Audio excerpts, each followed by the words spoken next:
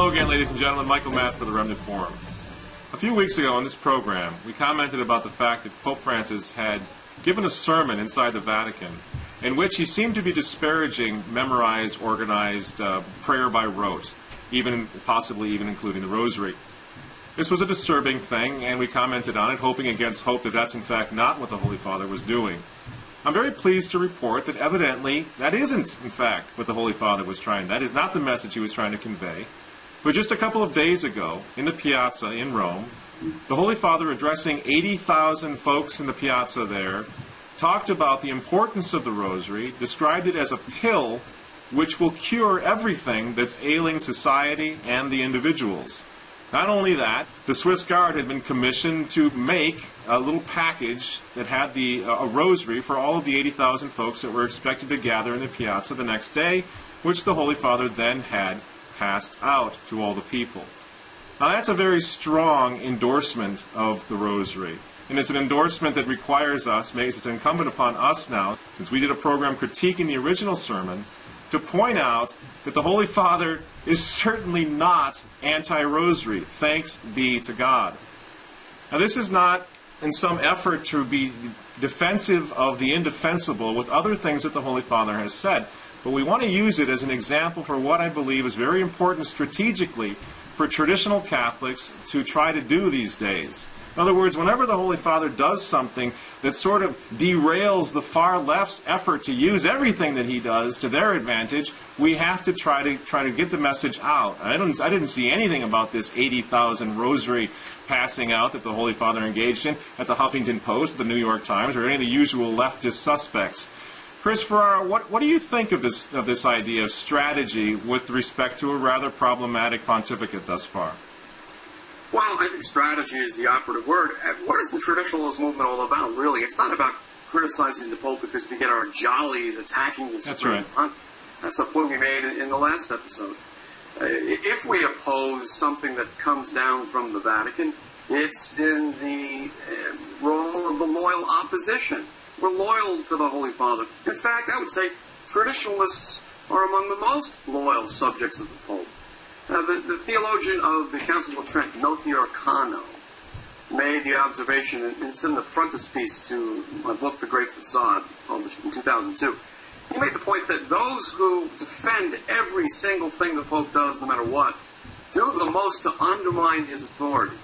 The way you defend papal authority is not mindlessly to sign on to whatever the Pope says or does. You offer reasonable criticisms. If something comes down from the Vatican by way of papal edict or a Vatican congregation under the Pope's authority, in the hope that it will be corrected. Now, look what happened with this interview with Scalfari, the infamous Scalfari interview that was put up on the Vatican website. It was a firestorm of criticism, not only from traditionalists, by the way, but from Catholics who might consider themselves more mainstream. And what happened? The interview was taken down. Which nobody talked about, by the way. Where was the big report when that interview was taken down? Did you see anything? And it was very underreported. Right, and our point in protesting the fact that some of these ambiguities were exploited by the liberal media is not the sign of the liberal media. It's to suggest to the Pope that he should weigh his words more carefully. And I have to say, it appears that the Pope is listening. And that's the whole point of what traditionalists do when they speak out. If we hadn't spoken out about the unjust attempt to suppress the traditional liturgy, do you think we would have seen the issuance of Summorum Pontificum by Pope Benedict XVI? The motu proprio itself speaks of the insistent petitions of the faithful to restore the Latin Mass to its rightful place in the Church. For 40 years, the neo-Catholic commentators were saying, hey, get used to it. The Latin Mass has been banned by Paul VI. And traditionalists said, it simply isn't so. There is no actual papal act that mandates the suppression of the traditional liturgy. And we kept up that criticism of what had been done to the Church through de facto measures that really had no legal effect, until Pope Benedict himself finally admitted in Summorum Pontificum and the explanatory letter that went with it, that in fact the 1962 Missal representing the ancient liturgy had never been juridically abrogated. That's right. The traditionalists were right. That's right. We're not here to gloat about it. We see even more. It didn't give us any joy to be saying this. Yeah, yeah. We felt we had to say it in conscience. No, that's right. And now we're seeing it with Pope Francis, even at a much quicker rate, where he's already come out this past week thanking an Italian conservative, tradition-minded journalist for having maintained this critique of the early pontificate, which did have some real whoppers, Chris. Some quotes that were a lot of people, as you say, not just traditionalists, a lot of people were very confused about. And the left was using some of those comments, who am I to judge, or don't obsess over abortion and contraception. The left was using that to create the impression, Chris, that the Catholic Church was poised to change dogma. Now, you and I both know the Catholic Church is not and cannot change dogma. So when something comes along, like the interview being taken down from the Vatican website, we have to point this out, not only to minimize scandal that was caused earlier by some of these papal missteps, but also so that we can help to, as I say, derail the left's effort to create the impression that the Catholic Church is really, really going to change dogma this time, when in fact she isn't. No, that's obviously never going to happen, and that's the essence of the traditionalist position, by the way. And all of these seeming changes in the Church since the Second Vatican Council do not touch the deposit of the faith. They're all changes below the level of the authentic magisterium. Changes in pastoral approach, changes in attitude, changes in tone. Where the Latin Mass was concerned, there was only a de facto, but not a de jure suppression. Now, you mentioned Palmaro getting a telephone call from the Pope. This is a dramatic demonstration of what we're talking about. This fellow Palmaro is a respected Vaticanist and an intellectual of the first rank in Italy. He co-wrote an article with a fellow named Gnocchi, and that article has the provocative title, "We Don't Like This Pope." That is a pretty in-your-face title. It's much more dramatic than anything I think you cut out just a little bit there, Chris. What was the name? What was the name of the article title again? "We Don't Like This Pope." Yeah, wow. They could have been blunter. Right. And the criticisms were just short of scathing, but very intelligent criticism. And what did the Pope do? He didn't thunder against them. He called up Mr. Palmaro and said that it was important that the Pope receive criticisms of this sort, and that he understood that those criticisms were made in love for the Church. This is what traditionalists are all about. We criticize certain things that have happened in the Church since the Council out of love for the Church. That's right. We don't demand, as neo-Catholics, and I'm sorry, that's the term we've come up with for want of a better term.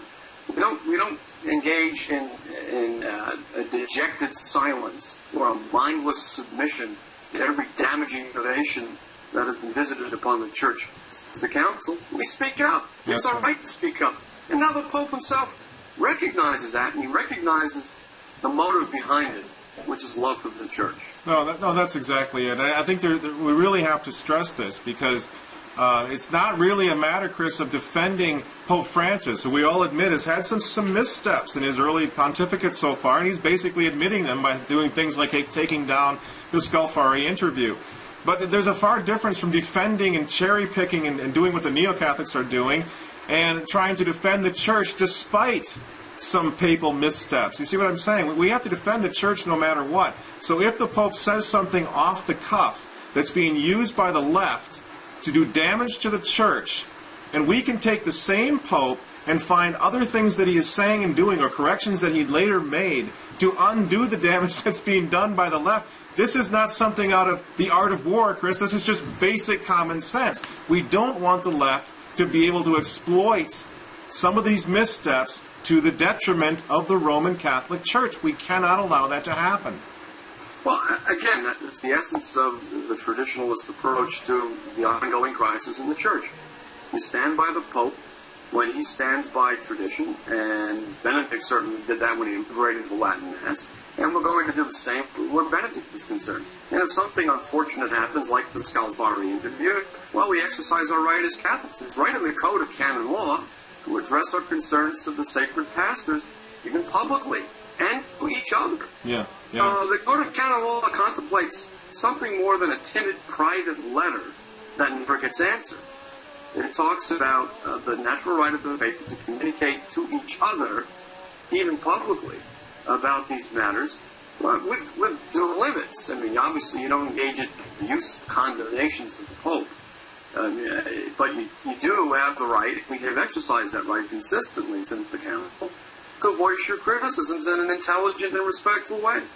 And that's why Palmaro received a telephone call from the Pope thanking him for an article that was quite severe in his criticism. Yeah, yeah. And to Palmaro's credit, he didn't allow the personal contact from the Pope, which is extraordinary, to disarm him. In the very midst of that conversation, not only did he thank the Holy Father, he said, I hope you understand, Holy Father, we made some very specific criticisms of what you're saying, and this phone call isn't going to change the fact that we have spoken out in conscience and will continue to do so. Yeah. That's the proper relationship between a father and son. Absolutely, absolutely. I mean, Chris, there's a certain sense where some of this that's happened was a bit like shooting fish in the proverbial barrel when the Holy Father said, "Who am I to judge?" and all of that, and we felt we had to rush out and expose this. Well, this was obviously a really stupid thing to say. I'm sorry, with all respect to the Holy Father, but it didn't necessarily require us to hone our polemical skills to expose this. It was just it was a very silly, in my opinion, misstep. Everybody pounced on it, and I think now we can sort of move on, especially when certain corrections are now being made by the Holy Father and by the CDF to sort of set the record accurate and straight and to minimize the scandal. I think we can do that without compromising our traditionalist credibility, don't you think? Well, we saw the faithful in operation in precisely the way that church law contemplates, and in keeping with our right to baptize Catholics. The Pope did something that was hurtful to the Church, and there was a storm of criticism about it from loyal Catholics, and the Pope responded. Yeah. That's the way it should be. The reason we're in this mess, this continuing crisis in the Church, is that there's a constituency in the Church which thinks the proper approach to papal authority is mindless subjection to everything the Pope says or does. That isn't Catholic. Yeah, yeah. On the other hand, you're making a valid point when you say that neither is it Catholic to delight in heaping criticism on the Pope and to make it your hobby, so to speak. Yeah, yeah. We've never done that. We've done that because we felt we had to, just as Mr. Palmaro and Ms. Pignocchi did in that devastating article that the Pope took to heart. Yeah. That's what it's all about, respectful criticism and submission to papal authority throughout the entire process. That's right, and if we have to raise submission does not mean subjection in a mindless way. Yeah, and if we do have to raise these voices of criticism or protest, Chris, we got to do so as broken-hearted sons. I mean, we can't create the impression that we're enjoying this, as you've said again and again on this program. No one's enjoying this. And I think that there is some good news right now with respect to the Holy Father's response to that criticism. There does seem to be a little adjustment. And for us just to go on with the narrative as though nothing's happened because we've figured out this bad guy, this Freemason, this evil guy, and we're not going to let up. This isn't journalism. This is childish. This is childish. And the sense, but when we convey the sense that we actually enjoy it, I think it's injurious to the Church. Yeah, of course I agree, and we're not doing this to get our jollies. We feel the Pope has hurt us. Clearly, there's been something of a course correction. That document from the CDF that we discussed in the last episode, despite the Pope's intimations on the airplane ride when he spoke to the journalist that there might be some adjustment of church discipline with respect to the sacraments for divorced and married Catholics, the CDF document, issued by Archbishop Mueller, of all people, slams the door on it completely. Yeah. Now, having said all this, are we saying that there are not going to be any further papal surprises, that we'll never have to raise our voices to make an objection again? I mean, what if, per impossibile, the Pope were to appoint a lady cardinal in the February consistory, as some are predicting? What would we do then? Obviously, we mount our horses as the loyal opposition again. There has to be a loyal opposition. And if not for the loyal opposition, and I'm thinking primarily of the first of the loyal opponents, Archbishop Lefebvre, if not for that loyal opposition, would we have seen the restoration going on even to the limited extent that we've seen it? I don't think so. No, I don't think so either.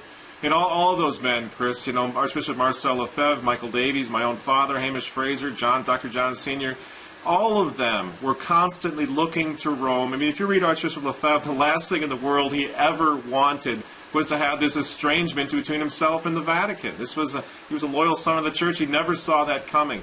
And that should be the spirit in which we all operate. We are right now in the middle of a crisis in the Church, maybe even apocalyptic times.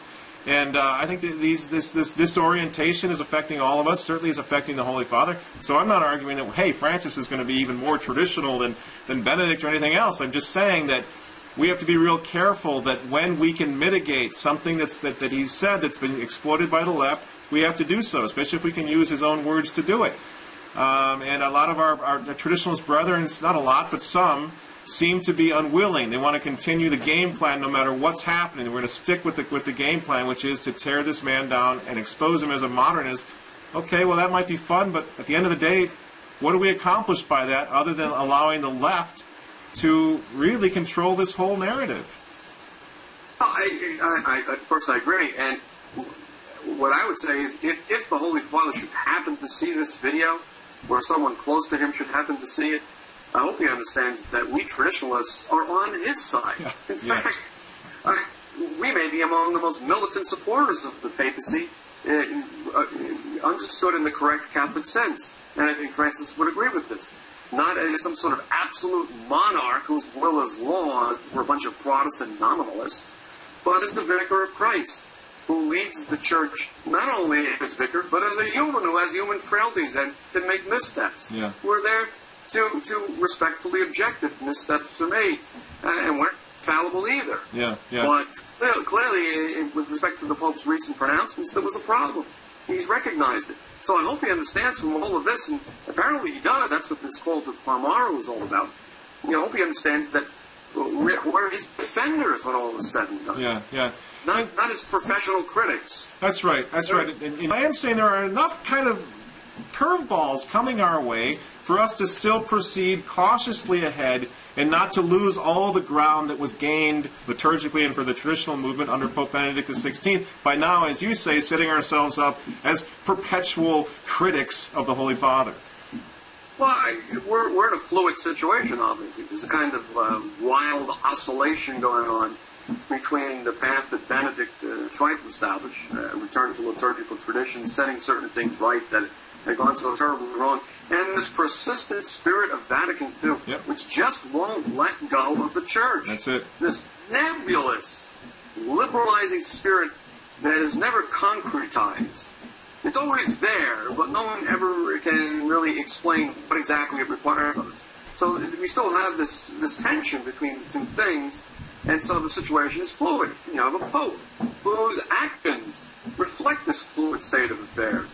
We have to support him when he needs support, and we have to be the loyal opposition as part of that support. Yeah. That's what it's all about. So if circumstances change, we don't say, well, it means nothing. We're not. Well, clearly this Pope is an enemy of tradition. If circumstances change, we modify our approach accordingly. Yeah, and this is I completely agree. This is a strategic imperative. In other words, if the enemies of our Church can simply look at the resistance, at the traditional Catholic movement, and just say, look at those guys. All they do is just sit there and throw mud at Peter. They're not loyal. They're just perpetual critics of the Holy Father. And then the court of public opinion says, yeah, I guess that's all they do. If we do that to ourselves, then we completely, I think, lose track of the point and purpose of this loyal sort of resistance that we've always tried to set up in this Church in crisis since the Second Vatican Council. So just kind of having a one-note strategy, all it does is serve the left. It certainly doesn't do our cause any good. We have to put our heads together in an intelligent way and say, okay, we have a problematic pontificate here. It apparently is going to, well, we don't know where it's going to go from here, but it's been problematic. Now what do we do with the reality? What do we do? How do we put our heads together and strategically make sure to minimize the damage that the Church, that the left can do to the Church under a pontificate like this? That's all we're saying, is that as traditionalists we have to be smart. We have to proceed now in an intelligent way that defends the Church. Well, let's also keep our eye on the prize, if we can put it that way. What is this movement all about, this so-called traditionalist movement? I'll tell you what it's about. It's about standing up and saying that the attempt to liberalize the Church during and after the Second Vatican Council is a disastrous failure. And the fruits of this movement are there for all to see.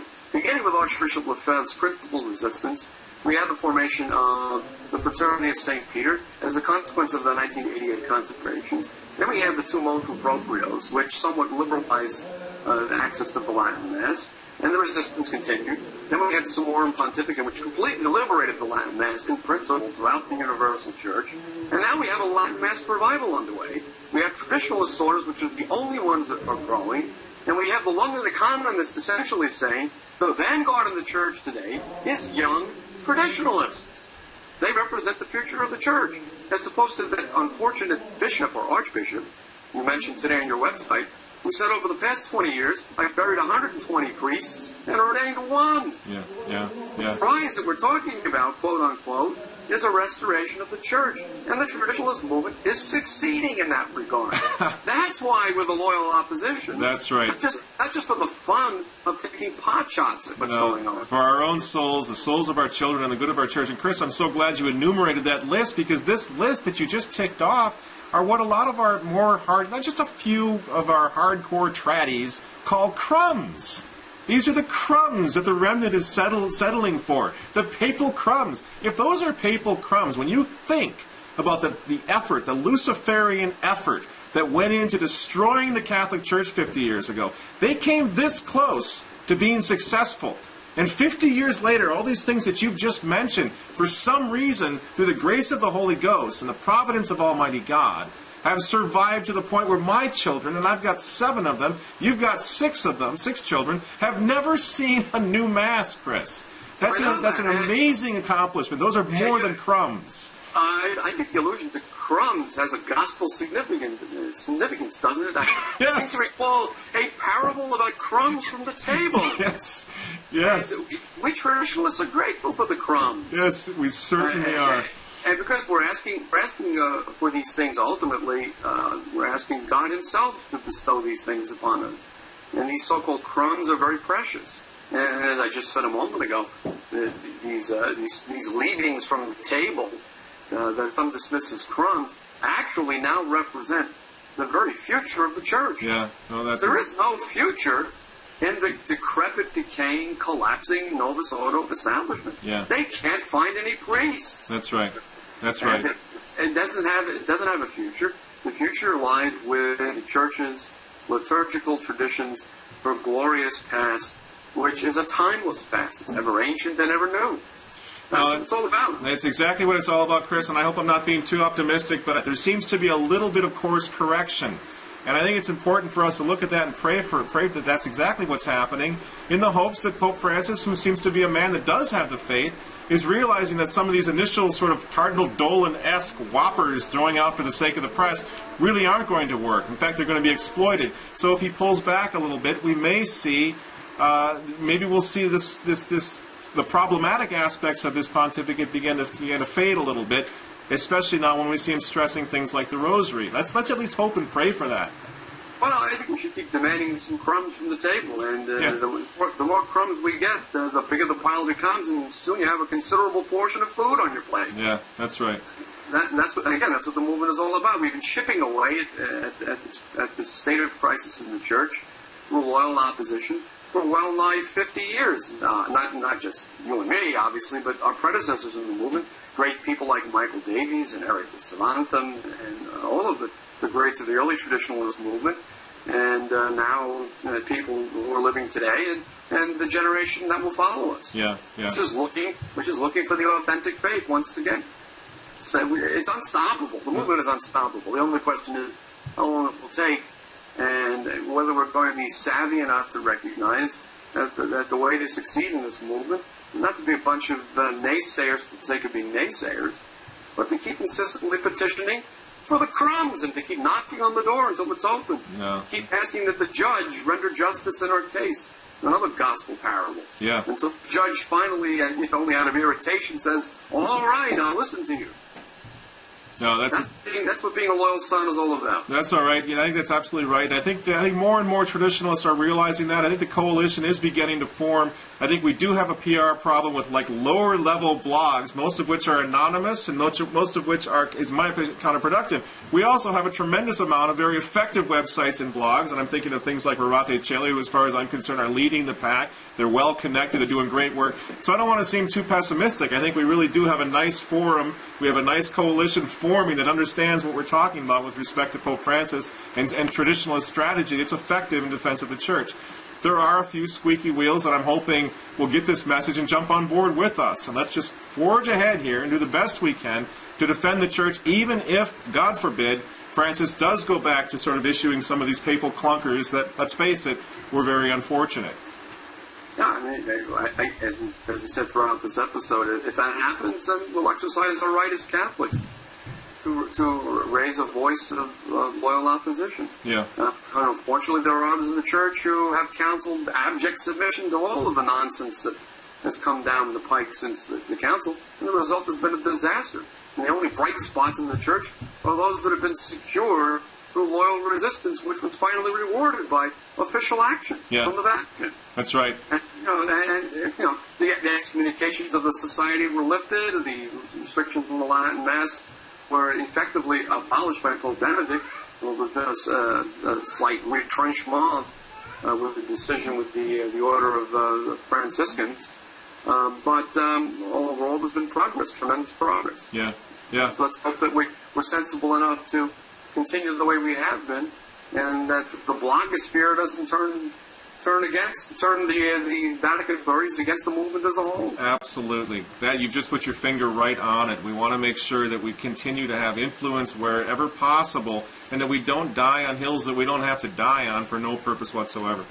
Well, I'm glad we had this chat, Chris, because I agree with everything you said, and I think that we just need to keep forging ahead as we're doing, as the whole idea of loyal opposition defining us as we move forward, and hoping that our folks, that our loyal traditionalist friends and allies will understand what's happening and will join in that movement so we can make some good progress. Well, thanks for having me on, and let's hope by the next episode, whenever that is, we'll have even more news. We're not looking for bad news. Right, always, right, that's right. All right, Chris, thanks very much, and we'll talk to you next time. Take care. All right, good night.